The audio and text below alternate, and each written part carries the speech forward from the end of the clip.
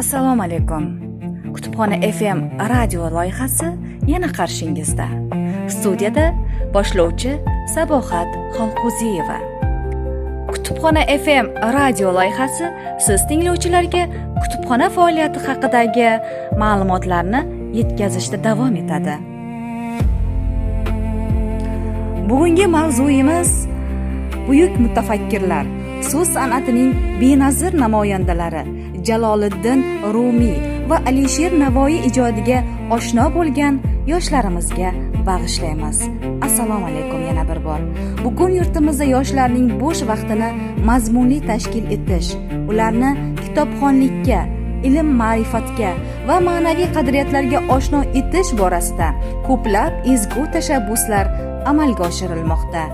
Ana shunday ma'naviy ma'rifiy tadbirlardan biri payshanba yoshlar kuni munosabati bilan Zarbdor tuman axborot kutubxona markazi, Zarbdor tuman yoshlar ishlari agentligi hamda tuman hokimligi hamkorligida tashkil etildi. Tadbir Rumiy va Navoiy ijodiga bag'ishlangan ijodiy kecha shaklida bo'lib o'tdi. Kecha davomida yoshlar buyuk mutafakkirlarning hayoti va ijodi, ularning insonni ezgulikka, komillikka, ilm olishga va yaxshilik qilishga chorlovchi bebaho merosi haqida fikr almashdilar.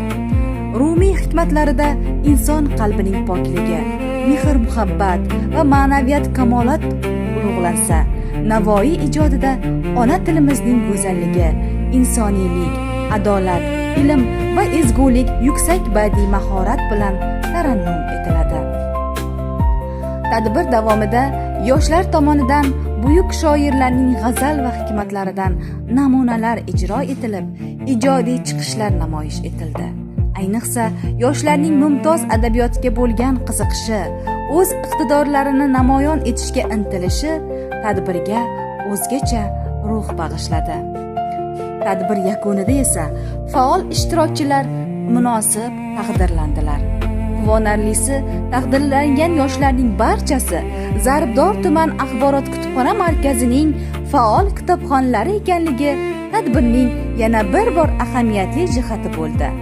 Zero faol kitobxon, faol yosh, kitobga oshno qalb esa albatta ezgulikka intiladi. Aziz tinglovchilar, bugungi tadbir bizga yana bir haqiqatni eslatdi. Kitob va adabiyot yoshlar qalbini tarbiyalaydi, tafakkurini boyitadi, ma'naviy olamini yuksaltiradi. O'rganish esa biz uchun nafaqat sharaf, balki kelajak avlod oldidagi mas'uliyat hamdir. Shunday ekan, kitob o'qiylik, buyuk ajdodlarimiz merosidan bahramand bo'laylik va ularning ezgu g'oyalarini hayotimizga singdiraylik. Sizlar bilan qarshingizda boshlovchi Sabohat Xolquziyeva bo'ldi va so'zimni Rumiyning ushbu misralari bilan yakunlashga ijozat bergaysiz. Najonki ishqi yo'q, u jon emasdir.